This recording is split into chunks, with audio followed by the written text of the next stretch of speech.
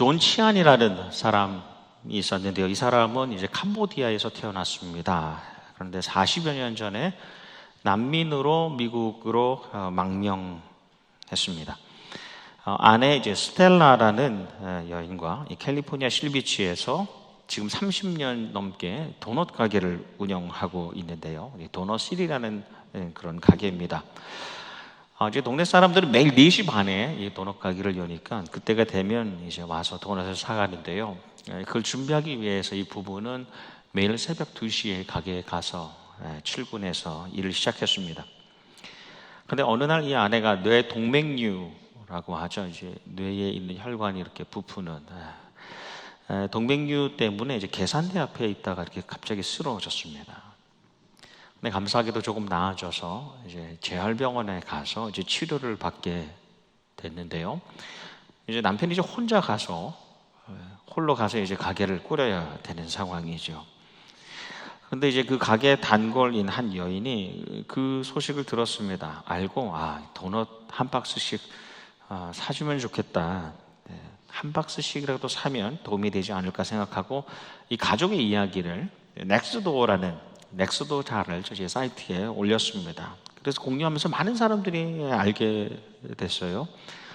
그래서 동네 사는 사람들은 어떻게 생각했냐면 우리가 도넛을 빨리 사버리면 이 남편 존이 이제 집에 가서 아내를 돌보고 아내와 시간을 가질 수 있겠다 생각을 하고 4시 반에 문을 열면 이 동네 사람들이 다 몰려와가지고 도넛을 사갑니다. 그래 덕분에 보통 이제 3시에 문을 닫는데 그러니까 새벽 2시에 출근해서 3시에 닫으니까 12시간 넘게 일을 하는 거죠. 근데 이제 동네 사람들이 와서 다 빨리 사가니까 한 8시 반쯤에 이제 문을 다 팔려가지고 닫을 수 있게 됐습니다. 동네 사람들이 우리가 도넛을 사주는 거 말고 실제로 도움을 주면 좋겠다. 그래서 돈을 주려고 현금을 주려고 했어요. 또 그리고 잘 아는 대로 이제 고펀드미라는 사이트에 보면 이제 어려운 사람들께 돕는 그런 인터넷 모금 사이트에다가 이것을 하려고 모아주려고 했는데 이 남편이 사양했습니다. 아내랑 이렇게 많은 시간을 가질 수 있게 된 것만으로도 충분히 감사합니다. 그리고 돈을 받는 것 그리고 만드는 것을 사양했습니다. 근데 한 가지 더 놀라운 일이요. 이 도넛을 많이 사갔을 거 아니에요, 사람들이요. 얼마나 많이 사갔겠어요. 근데 이제 본인들만 먹지 않고요. 그것을 사서 도넛을 못 먹는 사람, 음식을 못 먹는 사람들을 찾아가서 그 자기가 산 도넛을 나누기 시작했습니다. 그 후에 이제 NBC 이제 방송국이 찾아갔어요. 그 소식을 듣고 찾아가서 인터뷰를 했습니다. 근데 남편 존이 너무 따뜻한 배려, 고맙고 행복합니다. 모든 분들께 감사합니다. 제 아내는 빨리 회복되어서 곧 가게에 돌아올 수 있기를 바라고 있습니다. 라고 했습니다. 이게 한 5년 전에 실제로 있었던 일이에요. 작은 도시, 작은 가게, 특히 작은 사람들의 이야기입니다. 근데 좀 다르게 다가오죠. 짧은 이야기인데 우리가 어떻게 살아야 되지? 우리가 어떻게 살아가는 것이 건강한 삶일까?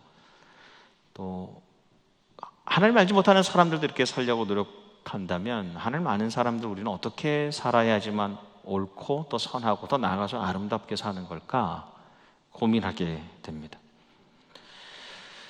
우리가 사는 이 시대 한 시대를 주도하는 그리고 이 시대 전체의 방향을 잡아가는 동향을 가르쳐주는 시대 정신이라고 하죠. 시대 정신이 있는가? 많은 분들이 이 시대는 시대 정신이 없다라고 지적을 합니다. 단 한 가지 명확한 것이라면 어떤 시대 정신은 없지만 자기 물질, 자기 쾌락을 추구하는 그것을 보는 이기주의는 분명하게 있다. 이기주의가 시대 정신이 된다? 말이 안 되는 이야기죠. 그런데 또 이기주의만 남은 시대가 되었다. 그리고 그걸 더 가속화하고 활성화하기 위해서 다양한 기술과 정보, 물론 여러분 기술과 정보는 참 중요하죠. 우리 삶에 많은 유익이 됩니다. 그런데 기술과 정보를 통하여서 자기 이익과 자기 행복을 추구하는 데만 그것들이 많이 사용된다는 겁니다. AI 인공지능이라든가 또 로봇 기술, 미디어, 또 가상현실 이런 것들이 자기가 자기만을 위해서 살아가는 그 삶을 추구하는데 도구가 된다는 겁니다. 테레사 수녀가 생전에 한 말 가운데 There is a famine in America. Not of famine of food, but of love, of truth, of the life. 미국에는 기근이 있는데, 굶주림이 있는데 음식이 모자라요. 음식의 기근이 아니라 사랑의 기근, 돌봄의 기근, 진리의 기근, 정말 진실됨의 기근, 그리고 생명의 기근이 있다입니다. 아무리 풍족하고 부유해도 여러분, 나를 살게 하는 것은 물질이 아니죠. 나를 살아가게 하는 것은 물질이 아니에요. 나를 살아가게 하는 것은, 정말 나를 살게 하는 것은 쾌락이 아닙니다. 한 생명, 나에 대한 관심, 나에 대한 기대, 그리고 사랑으로 돌보는 마음, 그 손길로 우리가 살아갑니다. 우리가 잘 아는 어린 왕자를 쓴 생떼쥐베리, 앙뚜안 드 생떼쥐베리, 원래 작가이지만 그 전에 파일럿이었어요. 비행사였습니다. 프랑스 공군의 장교였습니다. 그래서 그 죽음을 봐도 사실은 지중해를 날다가 갑자기 실종되면서 이제 죽음을 맞죠. 나중에 발견되긴 했습니다만, 근데 원래는 조종사였습니다. 근데 어느 날 비행기를 몰고 가다가 난길이라고 하죠.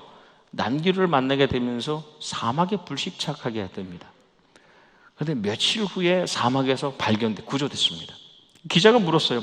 식량도 없고 음식도 없는데, 음료도 없는데, 마실 물도 없는데 사막에서 어떻게 살 수 있었습니까? 라고 물으는데 그 답이, 저를 사막에서 버티게 해준 것은, 사막에서 살 수 있게 해준 것은 한 덩이의 빵도 한 모금의 물도 아니었습니다.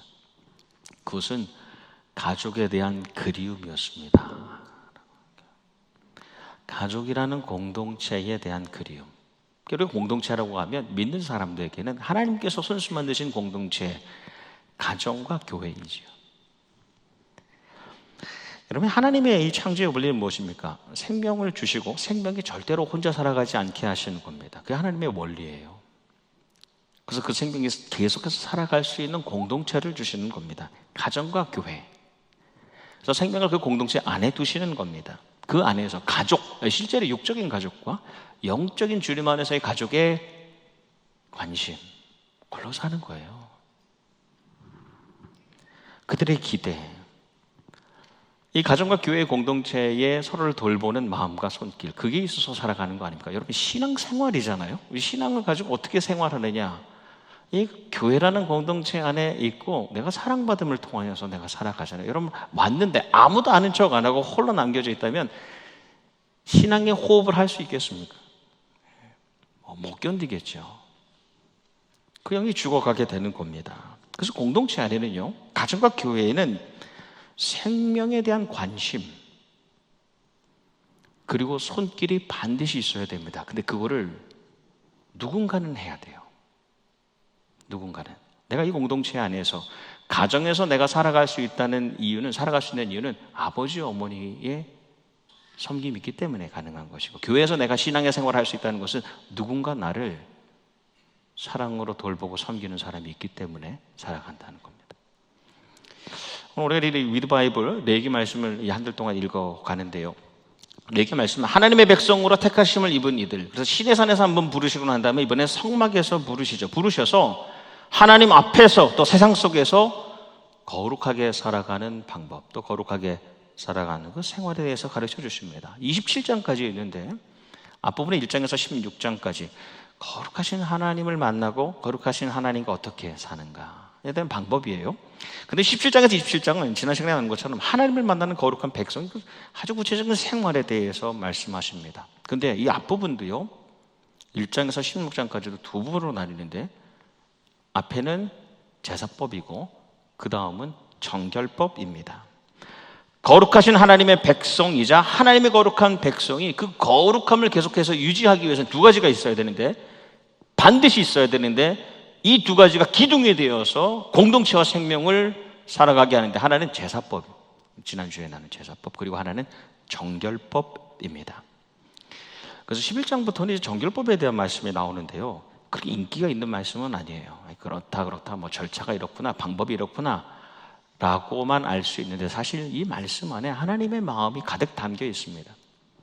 11장의 정결법 첫 그 시작이 식생활에 대한 것이잖아요. 섭식, 음식 먹는 일에 대한 말씀입니다. 여러분, 하나님의 백성이, 하나님께서 거룩하게 하기를 원하시는 백성이 아무거나 먹고 아무거나 마시고 아무거나 누리는 것을 하나님 원치 않으신다는 겁니다.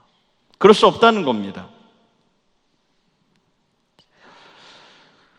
그래서 하나님께서 정결하게 하여서 먹어도 될 것과 부정하기 때문에 먹지 못하는 것을 친히 구별하여 주십니다. 근데 왜 구별하시느냐? 이유가 간단해요.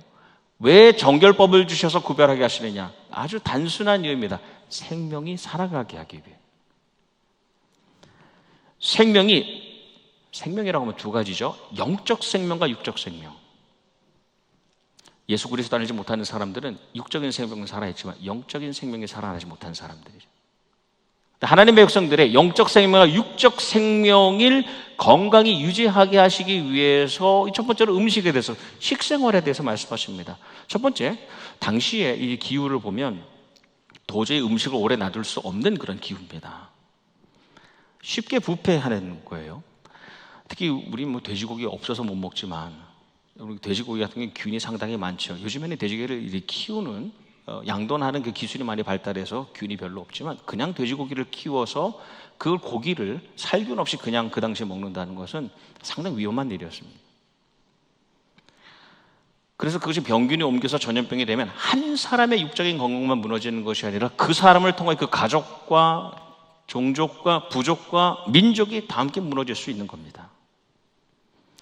그래서 하나님께서 생활 환경이 더러운 짐승들, 그런 식물들, 그런 생물들의 섭취를 금하시는 거예요. 한 사람이 무너지면 가정이 무너지고, 가정이 무너지면 전체 공동체가 무너지기 때문에 그렇죠. 하나님의 백성의 육적 생명을 건강히 유지하게 하시려는 하나님의 뜻과 그 의지가 그 정결법에 담겨 있는 겁니다.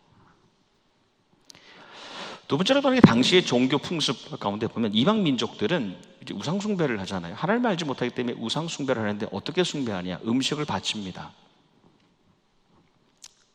그 우상에게 내놓고 난 다음에 다 제사가 마치면 그것을 함께 나눠 먹었습니다. 거기에서 그들의 교제가 일어나게 됐습니다. 그런데 여러분, 우리가 누구랑 음식을 먹느냐 아주 중요해요. 누구랑 식생활을 하느냐가 내 실제적인 생활을 결정합니다. 술을 함께 마시면서 즐기는 사람들이 있다면 그 사람이 어떤 생활을 하고 있는지가 보이죠. 내가 누구와 어울리느냐, 누구랑 음식을 한 식탁을 나누느냐가 내 삶을 결정짓는 겁니다. 그래서 하나님께서 하나님의 백성들이 우상을 섬기는 이방 민족의 그 고기를, 그 음식을, 그 재물을 함께 먹으며 교제할 때에 자연스럽게 들어오는 죄악된 문화, 그리고 타락한 그 생활, 그것을 차단하시는 겁니다. 그래서 수용하지 못하게 막으시는 겁니다. 그래서 너희가 먹을 음식을 정해주시는 겁니다. 그러니까 두 가지죠. 육적인 건강과 영적인 건강을 유지하게 하시는 거죠. 그래서 생명 유지를 위해서 가장 우선된 음식의 식생활의 정경법을 명령하시는 겁니다. 여러분, 우리도 그렇죠. 하나님의 거룩한 백성으로 살아간다고 하는데 여러분, 우리가 먹고 마시고 누리는 일에 항상 절제와 분별이 있어야 됩니다.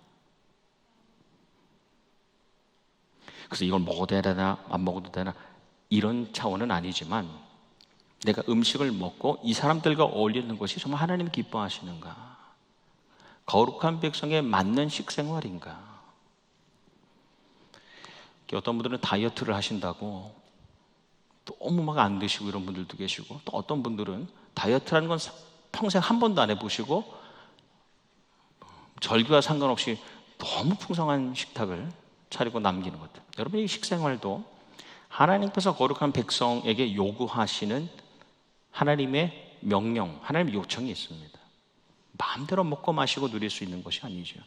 그 하나님의 뜻이 여기에 담겨 있는 겁니다. 거룩한 백성으로서 너희들의 음식 생활에 너희가 주의하라는 것이죠.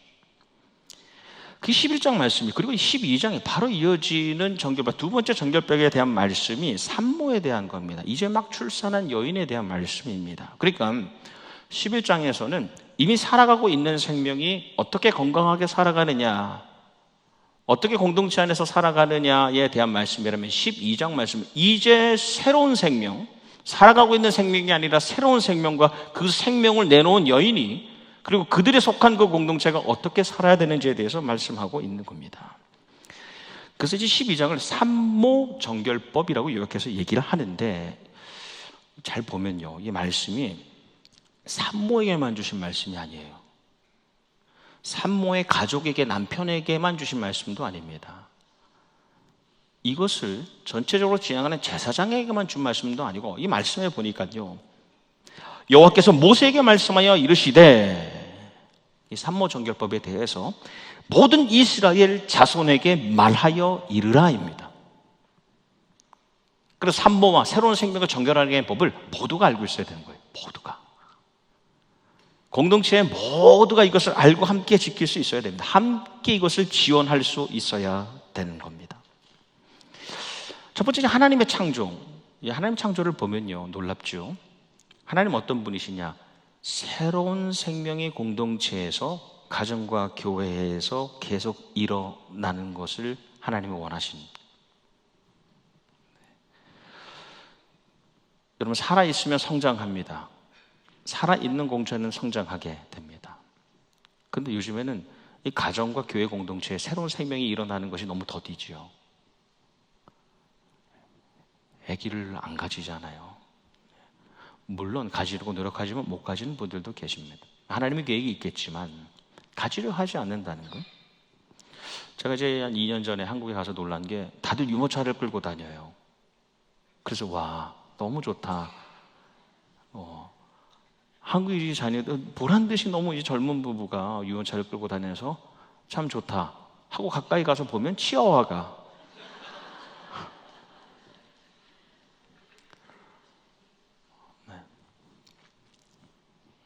물론 귀한 생명입니다. 근데 하나님은 하나님의 형상을 닮은 인간, 사람의 생명을 복되게 하시죠. 그들을 통하여서 지구 공동체도 유지하기를 원하시는 분이십니다. 그래서 하나님께서는 이 새로운 생명을 항상 공동체 안에서 일어나게 하시고, 또 하나님의 형상을 닮은 그 생명을 복되게 하시는 겁니다. 그러니까 여러분, 임신한다는 것, 해산한다는 것, 출생한다는 것, 그건요 가장 복된 시간입니다. 물론 하나님의 계획이 있어서 하지 못하시는 분도 계시겠죠. 그것까지도 하나님의 뜻이지만, 그렇다면 그것은 가장 복된 시간을 보내는 겁니다. 근데 우리가 잘 아는 대로 인간이 불순종하잖아요. 타락하잖아요. 그렇게 되면서 출산이 그냥 자연스러운 현상이 아니라 이 고통이라는 것이 따르게 됩니다. 그래서 그 고통을 통하여서 하나님을 거절한 인간이 겪게 되는 어떻게 보면은 이제 아픔을 상징하는 것이 이제 산통입니다. 그래서 생명이 탄생한다는 것은 가장 복된 사건이지만, 그 과정 가운데 겪게 되는 고통, 그리고 이제 산혈이라고 나오죠. 산모가 흘리는, 유출하는 이 피, 이것은 여전히 우리 안에 남겨있는 이 죄악성, 우리의 약함과 우리의 악함을 보여주는 부정한 것입니다. 그렇기 때문에 이 아이를 막 출산한 산모는 영적인 정결함을 위해서 격리할 것을 명령하시는 겁니다. 영적 정결함, 첫 번째. 근데 두 번째를 보면 하나님께서 또 산모에게 일부러 격리시키시는 두 번째 중요한 이유가 있는데, 그것은 회복을 위해서입니다. 지금 이제 출산한다는 게, 여기 계신 분들 많은 분들이 이미 출산의 경험이 있으시겠지만, 죄송한 얘기입니다. 과거에 비해서 상당히 쉬워졌지요. 제가 이렇게 함부로 말할 수 있는 건 아닌데, 제가 아내한테 한번 물어봤어요. 여보, 살면서 가장 아팠을 때가 언제냐고. 둘째 낳을 때 무통주사를 놓긴 했는데 결정하고 났어요. 근데 이게 피가 도는데 꽤 시간이 걸리잖아요. 놓자마자 나온 거예요, 얘가. 엄마를 너무너무 아프게 한 거죠. 그래서 그때 이제 짐승의 소리를 제가 들었어요. 아, 이게 사람이 낼 수 없는 소리구나, 이게.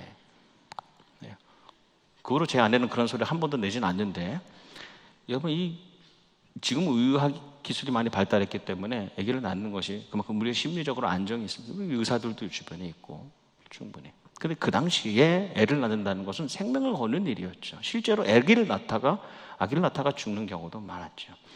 이 산모와 아이, 이 두 생명이 가장 치명적인, 생명이 가장 위협받는 순간입니다. 그리고 아기를 낳고 난 다음에도 가장 약할 때잖아요. 어르신들이 뼈마디가 다 이렇게 분해됐다가 다시 맞춰진다는 그런 말씀 표현하시잖아요. 가장 나약할 때입니다. 그 기간 동안 하나님의 선한 의지는 이 새로운 생명과 산모가 함께 따로 함께 두시는 겁니다. 그래서 육신의 충분한 휴식과 안정을 취하게 하시는 겁니다. 그래서 육신적으로도 정결하게 하셔서 다시 공동체로 들어오게 하시는 것이죠. 이 하나님 항상 영적인 정결과 육적인 정결을 같이 만지십니다. 그래서 우리 나중에도 나누겠습니다만 이제 병으로 힘들다가 이제 치유돼서 오시는 분들이 있죠. 하나님이 정말 원하시는 것은 물론 육신의 병이 치유되기를 원하시죠. 그런데 동시에 그거 못지않게 원하시는 것은 이 과정을 통하여서 영적으로 하나님 앞에서 어떤 정결한 삶을 결단하느냐에 하나님 참 관심이 많으세요. 죽을 뻔하다 고쳐져서 오신 분들의 삶이 변화되지 않는 경우도 보면서 참 안타까운데, 그만큼 하나님이 만지시고 다루셨다면 분명한 하나님의 기대하심이 있는 겁니다. 아직까지 이 땅에서 해야 될 이 사명이 남았기 때문에 하나님이 살려주신 건 아닙니까? 하나님은 항상 육적인 영적인 정결함을 같이 만지십니다. 하나님은 살리시는 분이시고 그 생명을 살림의 공동체 안에 넣어주시는 겁니다. 그 생명은요, 살기를 원하잖아요. 생명 자체 끈질기기 전에 생명력이요. 그래서 살아갈 곳을 찾아갑니다. 어머니의 젖을 물죠. 그렇죠? 영적인 생명도 그렇습니다. 저는 우리 나성 영락교회가 들어온 생명, 영적 생명을 살리는 공동체가 되기를 축복합니다. 우리 교회 왔는데 야, 내가 이러다 죽겠다, 내 영이 메마르겠다 라고 한다면 나성 영락은 하나님의 신앙의 공동체의 본분을 다하지 못하는 것 아니겠어요? 들어오는 생명이 살만하다, 내 영이 이곳에서 살 수 있겠구나 경험되게 해야 되는 것이죠. 말씀을 조금 더 보면 이 산모가 아들을 낳을 때와 딸을 낳을 때의 격리기간이 달라요. 정결하게 하는 시간이 서로 다릅니다. 남아는 40일, 아들은 40일, 여아는 2배, 80일의 정결 기간을 가지게 합니다.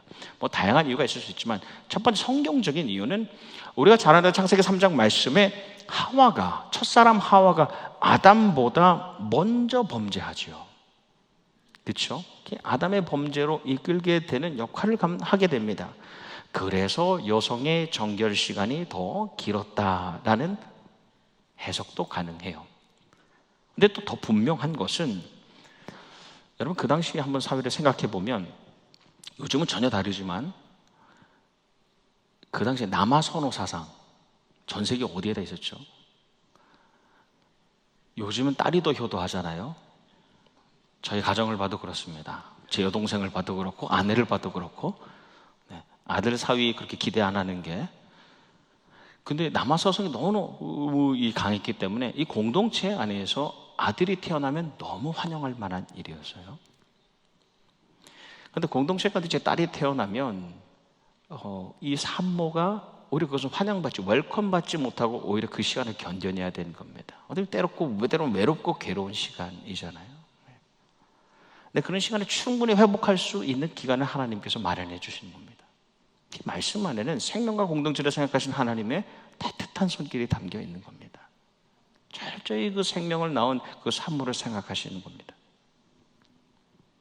근데 여기서 끝나지가 않아요. 이 격리기간이 다 마치고 난 다음에 산모가 제사를 드립니다. 그래서 번제와 속죄제를 드리는데 사실 이 순서가 그렇게 익숙하지 않습니다. 번제, 속죄제. 우리 지난주에 나눈 것처럼 속죄제는 죄사함을 위해서 드리는 것이고 번제는 헌신의 마음으로 드리는 거라 했죠. 근데 보통 그래서 일반적으로 드릴 때는 속죄제를 먼저 드렸어요. 그러고 난 다음에 번제를 드렸는데, 이 산모의 경우에는 번제를 먼저 드림으로 하나님 이 생명이, 이 공동체 안에 주신 새로운 생명이, 이 교회, 이 가정에 주신 이 생명이 우리 것이, 나의 것이 아니라 온전히 하나님의 것입니다라는 헌신의 제사를 먼저 드리는 겁니다. 그러고 난 다음에 속죄제, 하나님 이제 제가 다시 정결하게 되어서 주님의 성막으로 나아갑니다라는 속죄제를 드리는 겁니다. 번제가 항상 더 앞선다는 것. 생명의 주인이 누구시냐? 새로운 생명이 태어났을 때 하나님께 먼저 드리는 것이죠. 근데 조금 더 들어가면 하나님 얼마나 세밀하신지, 그 생명과 또 공동체를 얼마나 생각하시는지, 제사를 드릴 때 말씀 보면 양을 드리라고 하는데, 여러분 이 양이요 재산이잖아요. 그 양을 드리지 못하는 그런 형편에 처한 가정도 있었어요. 하나님께서 그 양 한 마리를 번제로 드릴 만한 형편이 되지 못하거든 집 비둘기, 집에 있는 비둘기 2마리로 드려라. 근데 집에 있는 비둘기도 못 드릴 것 같으면 산에 가서 비둘기를 잡아서 드리라고 하는 겁니다. 하나님께서는 형편이 어떻게 어떤 그 수량을 떠나서, 그 질과 양을 떠나서 반드시 드릴 것, 너에게 주신 생명이 너 것이 아니라 하나님의 것임을 고백하는 헌신의 제사를 반드시 드리라는 겁니다. 그래서 예수님의 육신의 아버지 마리아와 요셉 어머니 드리잖아요. 이 시간이 다 40일의 시간이 지나고 난 다음에 이 제사를 드릴 때 가난했던 것 같아요. 그러니까 양을 드리지 못하고 비둘기로 이 제사를 드립니다. 오늘 이 말씀의 제목이 이 생명을 지키는 정결입니다. 생명을 지키는, 또 생명을 살리는, 생명을 세우는 정결입니다. 이 정결법의 목적이 정결 자체에 있는 게 아닙니다. 깨끗하라는 말씀이 깨끗함이 그 이유가 아닙니다. 그것은 생명을 살리는 데 목적이 있다는 겁니다. 왜 구별된 음식을 먹어야 되는가? 그래야 생명의 공동체가 살아가기 때문에 그렇죠. 하나님께서 우리에게 말씀을 주세요. 근데 여러분, 하나님께서 주신 말씀은 잘 지키나 못 지키나, 잘 듣고 있나 안 지키나 안 듣고 있나, 그래서 그 말씀을 준수하는 데 성공하냐 실패하냐, 그 성패의 유무가 말씀을 주시는 목적이 아닙니다. 우리가 말씀을 주시는 첫 번째 목적은 너와의 관계가 회복되기를 원하시는 겁니다. 저는 이제 토요일에 말씀을 준비하는데 처음 나누는 얘기인데, 어떨 때는 한 7시간 안에 끝날 때도 있어요. 감사하게. 근데 11시, 12시가 됐는데도 이 이야기, 이 예화를 쓰는 게 좋을지, 아니 이 본문이 정말 맞을지 고민이 되면 다시 지우고 다시 찾고. 근데 말씀을 이렇게 준비하면서 저는 어떻게 보면 스스로 하나님께 한 번의 제사를 다시 드리는 마음으로 말씀을 준비하고 그 토요일을, 그 시간을 보내게 됩니다. 왜 말씀을 주시는가? 저는 그 시간을 통해서 하나님과의 관계가 회복돼요. 설교 말씀을 물론 선포할 때도 하나님이 함께 하심을 느끼지만, 말씀을 준비하면서 이 하나님과의 관계가 회복됩니다. 그리고 제가 영적으로 살아나는 걸 느낍니다. 하나님께서 말씀 주시는 목적은 그 지키나 안 지키나 보시기 위한 것이 아니라 우리의 영적인 육적인 생명이 살아나게 하시기 위해 말씀을 주시죠. 그래서 이 정결법은, 정결법 자체가 목적이 아니라 우리가 정말로 이 하나님께서 주시는 생명을 가지고 살아가게 하시는 것이 이 정결법의 목적입니다. 그래서 공동체가 거룩함을 유지하고 생명력을 가지고 강건하게 살아가게 하시는 것이 하나님의 이 정결법의 목적입니다. 예수님의 말씀에 보면 이런 말씀이 있죠. 나는 양들이 생명을 얻고, 아주 중요한 말씀이죠. 예수님이 왜 오셨는가? 양들이 생명을 얻는데 그냥 생명이 아니라 더 넘치게 얻게 하려고 왔다. 그 다음 말씀이 나는 선한 목자다. 선한 목자는 양들을 위하여 자기의 목숨을 버리느니라 하시고 우리에게 새로운 생명을 주시려고, 그냥 이 땅에서의 생명을 넘어서 육적 영적 생명을 넘어서서 영원한 생명을 주시려고 십자가에 우리의 모든 죄 부정함을 짊어지시고 돌아가시죠. 그리고 십자가의 죽으심으로 인해서 새로운 공동체를 우리에게 허락하십니다. 예수 그리스도의 핏값 주고 사신 공동체 교회. 이 정결법을 보면요, 이제 11장에서 15장까지의 말씀인데, 마지막 뒷부분에 보면 나병에 대한, 문둥병에 대한 말씀이 나와요. 우리 한센병이라고 하기도 하는데요. 이 환자가 어떻게 정결하게 되느냐에 대한 말씀이 나옵니다. 요즘에 이제 문둥병이라고 그래요. 나병이 없죠. 왜냐하면 생활 환경이 너무너무 좋아졌으니까. 근데 이것은 좋지 않은 환경에서 더러운 장소에서 오랫동안 살 때 이 병이 자주 걸렸습니다. 나균이라는 박테리아에 감염되면 이제 전염되잖아요. 그래서 요즘에는 없지만 예전에 많이 있던 병입니다. 그런데 일단 이 나병이라는 문둥병의 증세가 보이면 가장 먼저 제사장을 찾아가요. 제사장에게 증세를 보여줍니다. 근데 제사장이 즉시로 보고 병이 들었다 안 들었다 판단하지 않습니다. 7일 동안 격리시켜서 살펴봅니다. 신중하게 보죠. 그리고 최종적으로 판별합니다. 진단합니다. 병에 들었다. 그럼 이 사람은 완전히 공동체로부터 격리됩니다. 언제까지? 다 나아서 돌아올 때까지. 하나님께서 어떤 분이시냐? 이 공동체 안에 조금이라도 이 죄라는 것이 전염성이 있잖아요. 그 죄가 전염되지 않기를 바라셔서 철저히 그 죄로부터 격리시키는, 아니 오히려 그 죄를 격리시키는 분이 하나님이십니다. 그렇게 하나님은 디테일한 분이세요. 근데 그래서 이제 하나님께서 제사장에게 진단할 때, 판별할 때 신중을 기해라. 함부로 판단하지 말고 신중을 기해라고 말씀하세요. 그리고 감사하게 병이 치유되는 경우가 있었어요. 은혜로. 치유되면 이제 공동체로 다시 들어오는데 그냥 점프해서 그냥 들어오는 게 아닙니다. 정결 예식을 다 하고 그 다음에 자기가 입던 옷을 빨고요. 그리고 몸에 털을 다 밉니다. 그리고 몸을 다 씻습니다. 그걸로 끝나는 게 아니에요. 그리고 난 다음에 각가지 종류의 제사를 다 드립니다. 그리고 진 밖에서, 공동체 밖에서 7일 동안 머뭅니다. 가족을 못 만나게 해요. 그리고 7일이 지나서 진 안으로 들어오면 마침내 가족을 만날 수 있습니다. 가족과의 관계가 회복됩니다. 그리고 가장 마지막에 최종적으로 성막에 들어올 수 있게 합니다. 그래서 하나님과의 관계가 회복되면서 공동체 안의 생활을 다시 시작하게 됩니다. 하나님께서 영적으로 육적으로 정결함을, 그 거룩함을 상실한 후에 다시 회복되기 위해서는 생각보다 오랜 회개와 죄사함의 기간이, 과정이 필요하다는 것을 알려주시는 겁니다. 병에 들기는 쉬울 수 있어도 좋지 않은 환경 안에서 병에 들 수 있는데 다시 온전히 회복되는 것은 참 힘든 일이에요, 사실. 근데 일단 어려운 과정이지만 그 모든 정결 예식, 몸에 털을 밀고 몸을 씻고 빨래를 하고 그 다음에 술차례 제사를 하고 7일 동안 진 밖에 있다가 또 그 다음에 들어와서 가정을 만나고 그 다음에 성막에 들어오니 어떻게 보면 상당히 번거롭고 지루한 과정이지만 일단 성막에 다시 들어와 하나님과의 관계가 회복된다는 기쁨은 어떤 기쁨과도 비교할 수 없는 거죠. 하나님과의 관계가 다시 회복되는 공동체 안에서 성막에 내가 갈 수 있다는 것.